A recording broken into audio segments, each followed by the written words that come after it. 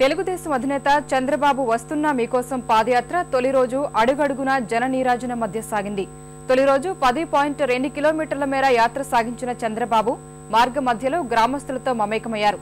అర్ధరాత్రి 1 గంట ప్రాంతంలో కోళ్లకుంట గ్రామానికి చేరుకున్న ఆయన రాత్రి అక్కడే బస చేశారు. ప్రజల కష్టాలు తెలుసుకునేందుకే తాను వచ్చానని స్పష్టం చేశారు.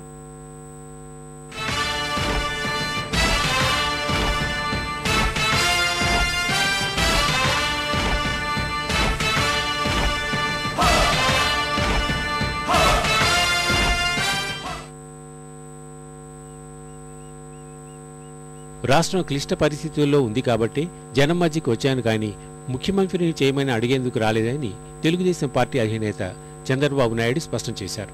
వస్తున్న మీకోసం పాదయాత్రలో భాగంగా మంగళవారం సాయంత్రం యాత్ర ఆరంభించిన చంద్రబాబు తొలి రోజు 10.2 కిలోమీటర్లు నడక సాగించారు. మొదట హిందూపురం బహిరంగ సభలో మాట్లాడిన ఆయన కష్టాల్లో ఉన్న ప్రజల కోసం తాను ఏ త్యాగానికైనా సిద్ధమని ప్రకటించారు. అభివృద్ధిలో వెలిగిన రాష్ట్రంలో ప్రస్తుతం చీకట్లు కమ్ముకున్నాయని ఆవేదన వ్యక్తం చేశారు. అవినీతితో రాష్ట్రాన్ని భ్రష్టు పట్టించారని విమర్శించారు.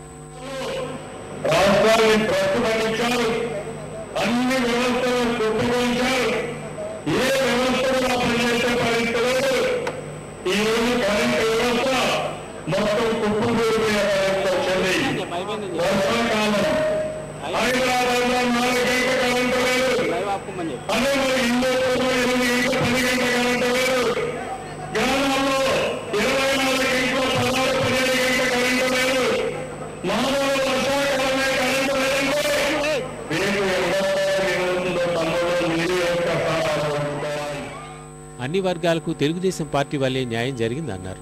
బీసీ, ఎస్సీ, ఎస్టీ అభ్యున్నతికి పాటుపడతానని చెప్పారు.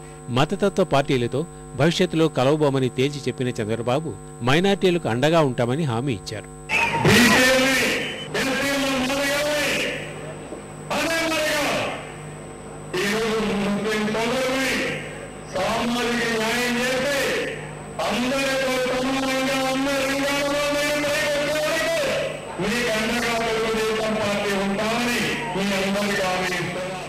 ఉద్విగ్న భరితంగా ప్రసంగం సాగించిన బాబు అనంతరం పాదయాత్రను కొనసాగించారు.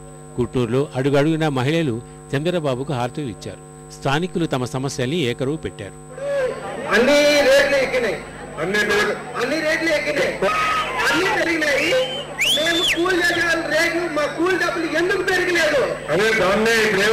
పేదవాడికి ప్రభుత్వం వ్యతిరేకం, కేంద్రంలో రాష్ట్రంలో ఉండే ప్రభుత్వం పేదల వ్యతిరేక ప్రభుత్వం, రైతుల వ్యతిరేక ప్రభుత్వాలు, అందుకే మీకు ఇబ్బందులు వస్తున్నాయి.